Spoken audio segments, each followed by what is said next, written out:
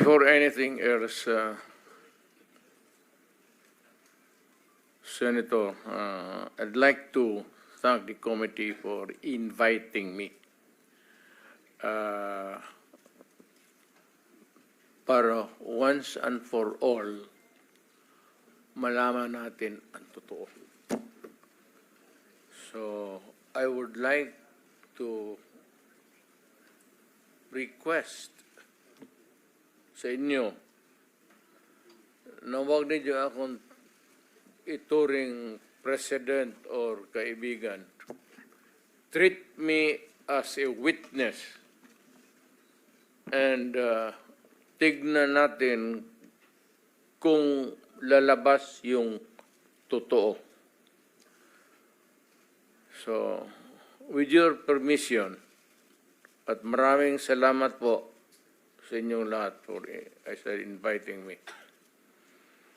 I'd like to start.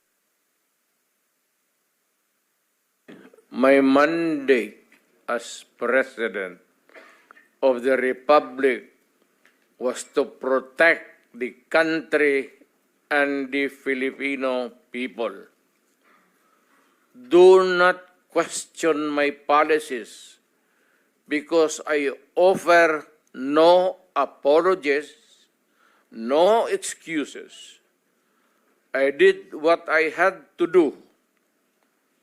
And whether you believe it or not, I did it for my country. The war on illegal drugs is not about killing people. It is about protecting the innocent and the defenseless.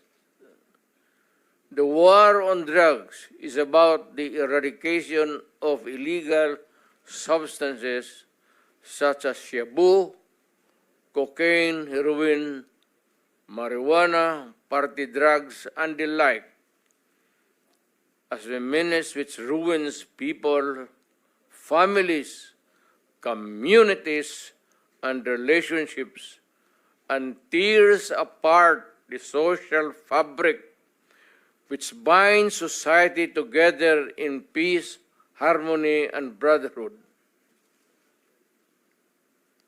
It is not unlike slogans which serve as calls for a better future, such as the war on waste, war on corruption, and war against climate change.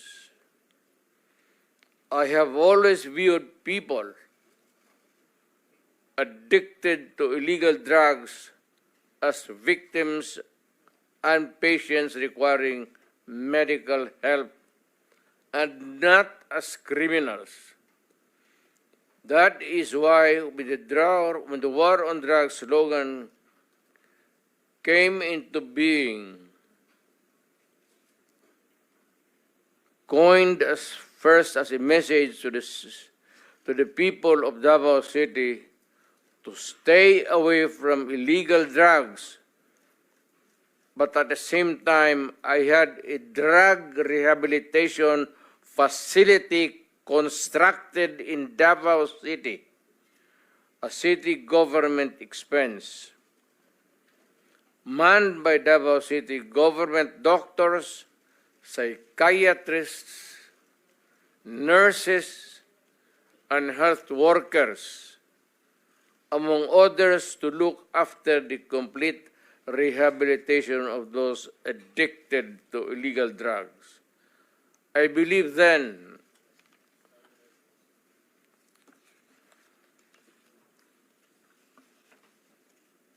and I still believe now that rehabilitation and not fear of death or incarceration to be the key to the return of the addicted individuals back to the mainstream of a just and forgiving society.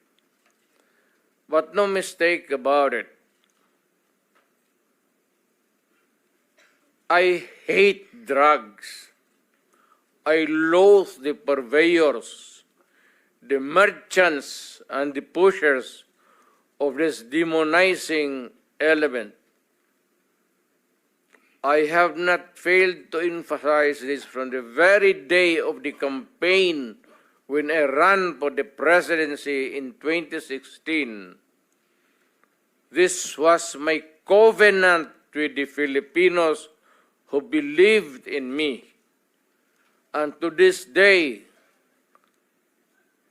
most still agree with what in government have achieved. It is unfortunate that drug-related crimes are on the rise again. Every day you can read about children being raped, people getting killed and robbed.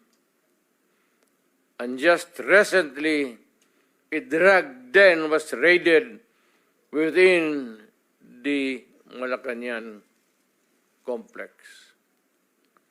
This clearly manifests that the purveyors of this menace are back in business.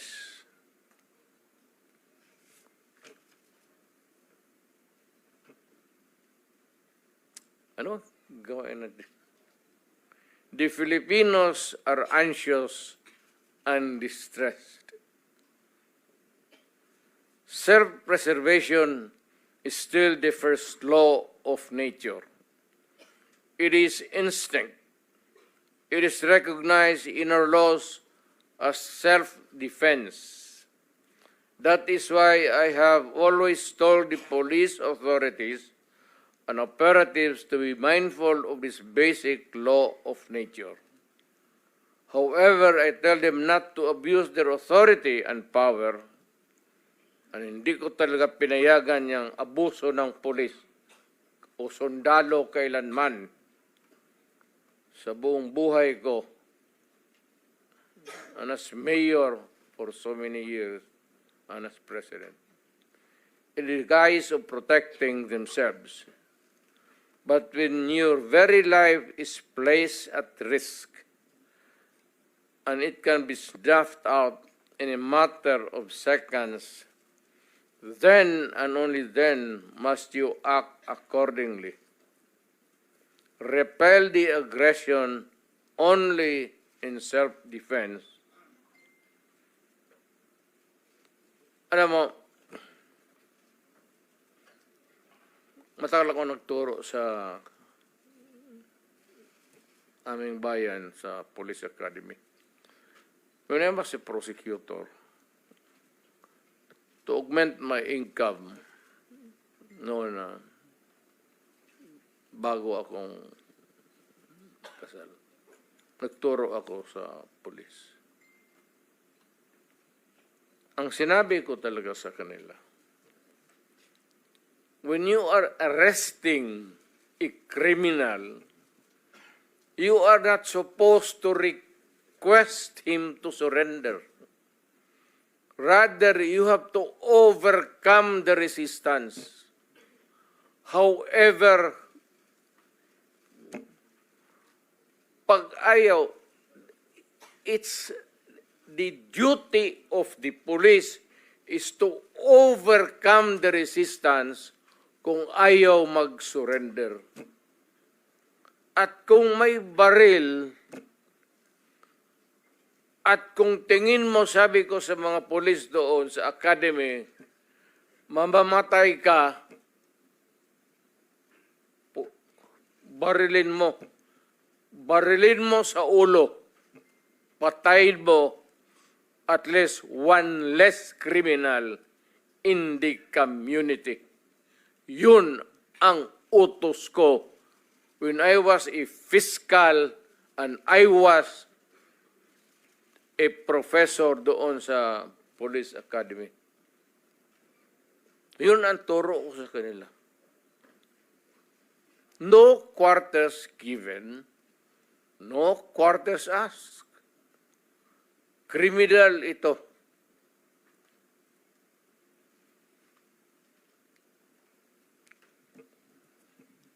Repel the aggression only in self-defense.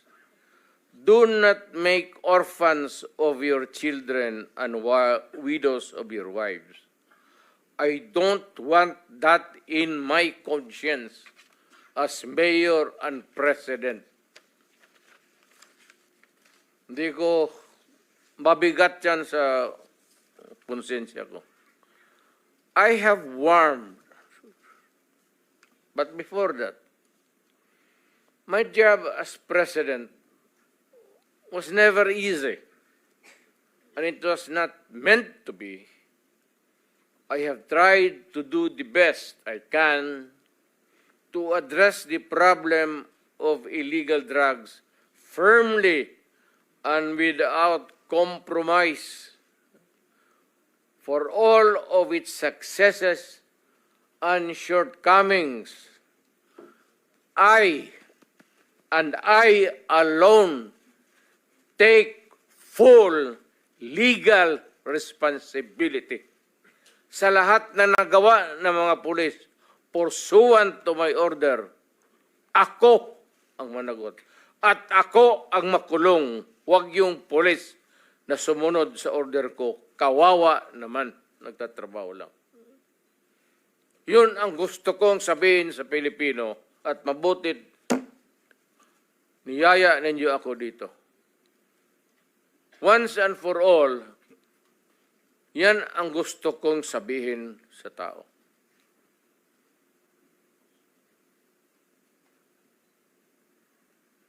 I have warned all of you as your president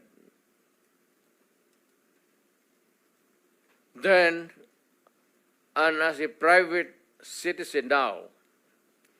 Drugs will destroy the Filipino. It will destroy my country, and I will never allow it.